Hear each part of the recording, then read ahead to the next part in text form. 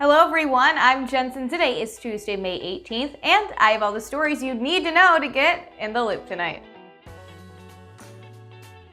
And registration for Ohio's Vax-a-Million vaccine lottery is now up and running. So here's a few things you should know. If you live in Ohio, you can now enter into the lottery system by filling out a questionnaire at ohiovaxamillion.com or by calling the Ohio Department of Health hotline at 1-8334-ASK-ODH. Now here are some tips. If you're having trouble online, try a different browser, or if you use a VPN, that may block it too. For instance, I tried on my work computer, didn't load. Tried on my phone, it was just fine.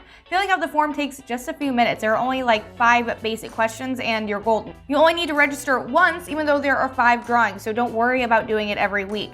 To be eligible, you must be 18 or older, live in Ohio, and be vaccinated before the drawing. The first drawing is on Wednesday, May 26th at 7:29. It will go on every Wednesday for 5 weeks. So there will be 5 Ohioans who walk away with $1 million. And of course, even though the attention's on that cool million, there's a lotto for kids ages 12 to 17 as well. It works the same way, but for the younger population, and instead of $1 million, 5 winners will get a 4-year full scholarship to any state university in Ohio, including tuition, room and board, books, the whole 9 yards. Again, to register, go to ohiovaxamillion.com or call 1-833-4-ASK-ODH.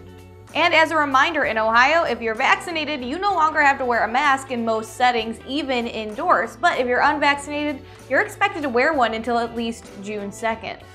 This follows new CDC guidance, which the nation's top infectious disease expert, Dr. Anthony Fauci, admits is a bit confusing. The problem in the issue is that we don't have any way of knowing who is vaccinated and who's not vaccinated. And I think that's where the confusion arises. Because of this, Fauci says it's reasonable and understandable that some businesses and localities are choosing to stick with those mask requirements. But he said it's important to know that these measures really protect the unvaccinated from each other, and vaccines provide a high level of protection for those who have gotten them. Fauci says children who are not vaccinated, including kids under 12 who won't be eligible for vaccines for months, should continue to wear masks indoors. But he says that recommendation could change as the CDC conducts more research and more Americans get their shots. For a list of major retailers and what they are announcing in terms of masks, check out the link in the description of this video.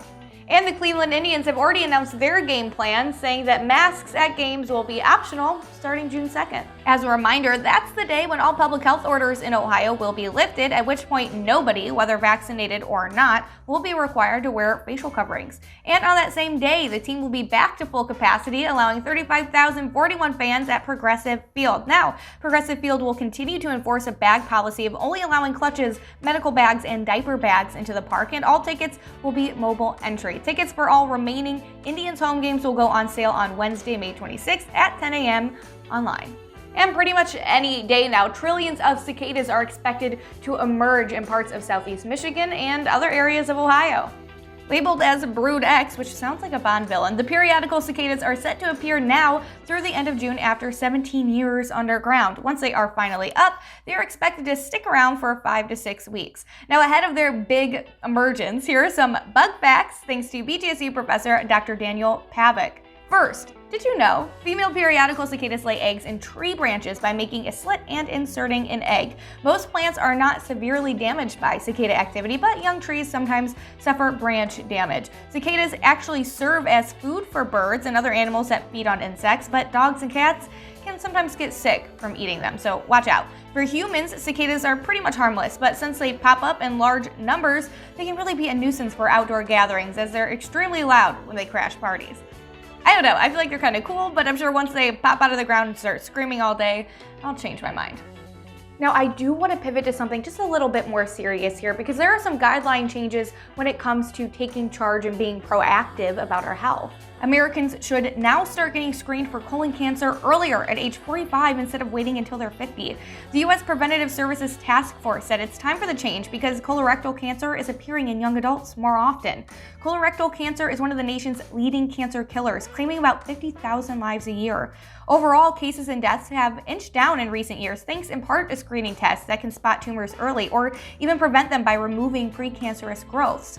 Colorectal cancer is most common in older adults, and the task force has long recommended that people ages 50 to 75 get screened, but the rate of new cases before age 50 has been rising since the early 2000s. So the new guidelines say adults at average risk of colorectal cancer should be screened from ages 45 to 75. The decision, published in the Journal of the American Medical Association, means most insurance plans would have to cover the checks with no copay.